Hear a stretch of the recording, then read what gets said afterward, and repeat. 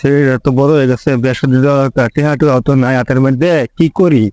একটা গাছ আছে, গাছটা তো দুই ভাইয়ের নামে, শুরু করে গিয়া করে দিই, যদি গাছটা দেয় তো তোরে বেচে ফেলে দিতারাম। শুরু ভাই, কি ভাই?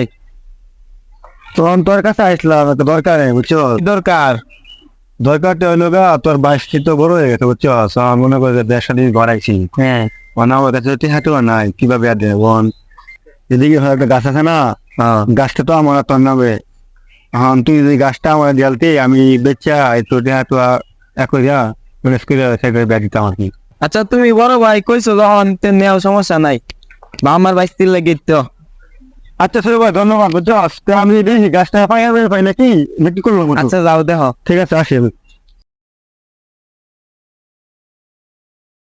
কি রে বন্ধু, তোরা 3 দিন ধরে ফোন দিতাছি, ফোনে পাই না, বন্ধ খালি, কারণ কি? তুই তো বন্ধু জানোস একটা যাওয়াটা মাটা মোবাইল আছে, এটা নষ্ট হয়েছে, এদিকে বেশি ফোন টুন দা ফাঁস না মারে। আরে বেটা, তোর মোবাইল নষ্ট হয়েছে, তুই আমার আগে কইতে না? নে তাইলে এই ফোনটা তোরে দিলাম, এটা আজকে কিনে আনছি নতুন, বুঝছস? আমার তো আরেকটা আইফোন আছে, তুই এটা চালাইস। আচ্ছা বন্ধু, অনেক ধন্যবাদ, অনেক পুরো উপকার করলে আমার একটা বন্ধু। একটা মোবাইল নাকি খুব কষ্টে মেতে আসছিলাম। আচ্ছা সমস্যা নাই। আল্লাহ অনেক দেখ বন্ধু। তো যাই বন্ধু, দেখা হইব পারে। আচ্ছা। আচ্ছা রইলাম। বন্ধু একটা মোবাইল দিল, মোবাইলটা যাক ভালো হয়েছে, বাইক লয়ে যাই না, দেয়া গা বাইক নে রে। ভাই আসসালামু আলাইকুম। ওয়ালাইকুম সালাম। কি খবর? ভাই জানেন তো, অভাবের সংসার, দোকানে সুগামে আগুন জ্বলছে না, কিছু টেয়ার দিতাম, বিয়ালে বাজার টাজার হয়ে বহুগুলো আমি লাগে দিতাম। ঠিক আছে, মেহমান 500 টাকা আছে, লে যাও, বাজার টাজার করে আবার যাও। আপনার অনেক খুব ভালো করছেন, আপনার লাগে আল্লাহর কাছে দোয়া করাম ভাই, বুঝছেন? বড় ভাই কি হলো? আমি খুব সমস্যার মধ্যে আছি, মানে আমার 5,000 টাকা দরকার ভাই, 5,000 টাকা দাও। ভাই তুই তো জানোস আমার সংসার যে হাল, মাঝখানে তো আমি তো একটা গাছ ছেড়ে বেড়েছি, ছেড়ে শুয়ে নাই বুঝছো। শুনছি জামাই বলে খাতে দিব, তা আমি টেহাটু তোর করতে দেবো, ওটা একটা টেহা নাই বুঝছো। ঠিক আছে, অনেক তুমি আমার বামসা মনে নাও, তোমার তো কদিন আগে একটা গাছ দিলাম, বড় গাছ, তোমার সেলফি বিয়া দেবার সময় তুমি সবকিছু ভুলে দাও তাড়াতাড়ি না। তুই কি বলে খোঁড়াবো ওটা দেওয়ার কি আছে বেটা? তুমি কেসা দাও অফ করো, তোমার কদিন বেড়া করে আমি দেই না, গাছ দেলাই, এটা দেলাই। দেশ মনে কর দরকার সময় দিছ, তখন আমার না থাকে আমি তো বাগানে ড্যাম করতে দেবো। তোমার আমার দরকার, তুমি আমার দেখতে না। সময় আমি দিছি, আমার দরকার, আমার এটা না দিতে হবে। না থাকলে তোর ড্যাম কিবা, আমি তো মন চাই যে আমি তোর সব দিই, কিন্তু আমার তো নাই কেয়া। তোমার মন চা কোন আমার তাই আছে, কিন্তু দিতাম না। ভালো করে কইলেই বুঝো। আরে তোরা কিভাবে বোঝাই জায়গা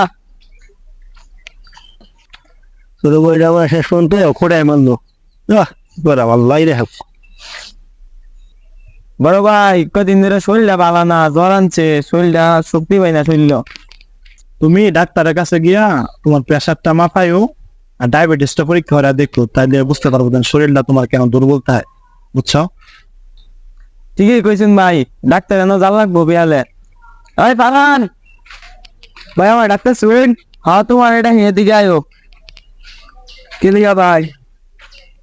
ওই যে আমার গরুটা বন্ধের মধ্যে একটু আনিয়ে দাও চান, আমার শরীরটা ভালো না বুঝছো ভাই, আমি তো একটু জরুরি কাজে যাইতেছি। দুপুরা তোমরা আগে এটা কইলে তোমরা জরুরি কাম করিয়া দাও, তুমি একটা কাম মনে এটা পারতা না। টিয়া আমি ওর বলো তো ঠিক আছে, বল ভাই ভাই আমার 500 টাকা দেন। 500 দেখে আমার 500 টাকা দেখে আমার খুঁড়া দিতেছ। কুড়া দিতে না তার কি করবো, কইছে একটা কাম হইয়া দে, এটা পারস না, খালি টিয়া নিবার বলা। 500 টাকা আমার খুঁড়া দে ভাই বুঝছো, এটা বলা মানে যে একটা কাম দে, এমনি কত জরুরি কাম আছে, টিয়া নিবার বেলা ঠিক ইয়া পরে টিয়া নিত। ঠিক আছে, তবে আমি একটা বিষয় খেয়াল করলাম, এটা হলো তুমি তারা কিন্তু দান করার পর তারা খুঁটা মারছো, বুঝতে পারছো? এই যে তুমি ওই দিন তাকে সাহায্য করছো, এটা ভালো কাজ, কিন্তু সাহায্য করার পর যারা মনে করো দানের খুঁটা দেয়, এটা কিন্তু মনে করো যেন অনেক খারাপ অভ্যাস। দান করা ভালো কাজ, তবে কেউ যদি দান করে খুঁটা দেয়, এটা কিন্তু অনেক জঘন্যতম পাপ। কারণ হাদিসের মধ্যে আসছে, আল্লাহ রাব্বুল আলামিন কিয়ামতের দিন 3 শ্রেণীর লোকের সাথে কথা বলবেন না, তাদের প্রতি রহমতের দৃষ্টি দিবেন না, এবং তাদের প্রতি রাগান্বিত থাকবেন। তার মধ্যে এক শ্রেণী হলো যারা দান করার পর খোঁটা দান করে। কত ভয়াবহ অবস্থা হবে! তুমি সাহায্য করছো ঠিক আছে, কিন্তু পরবর্তীতে খোঁটা দান করার কারণে এটা অনেক জঘন্যতম পাপ হয়ে গেছে। শুধু তাই নয়, রাসূল সাল্লাল্লাহু আলাইহি ওয়াসাল্লাম বলছেন যে 3 শ্রেণীর মানুষ জান্নাতে যেতে পারবে না। তার মধ্যে এক শ্রেণীর লোক হলো যারা দান করে খোঁটা দেয়, বুঝতে পারছো? জি ভাই বুঝতে পারছি ভাই, এই বিষয়টা তো আমি আগে জানতাম না। আমি তো অনেককেই কুড়া দিচ্ছি, আমার নিজের ভাইও কুড়া দিচ্ছি, অনেক কি করা যায় একটা বুদ্ধি দিন। যা হওয়ার তা তো হয়ে গেছে। তুমি যাদেরকে এরকম খোটা দিচ্ছে তাদের কাছে থেকে মাফ নেও, তাহলে ইনশাল্লাহ আশা করি যে এই পাপটা মাফ হয়ে যাবে, আর ভবিষ্যতে কখনো এরকম করবা না। যারাই শুনছেন তাদের প্রতি আমাদের অনুরোধ থাকবো এটাই, যে দান করবেন ঠিক আছে, কিন্তু দান করে পরবর্তীতে কোনো বিষয়ের ক্ষেত্রে কাউকে কোনো ধরনের খোটা দিবেন না।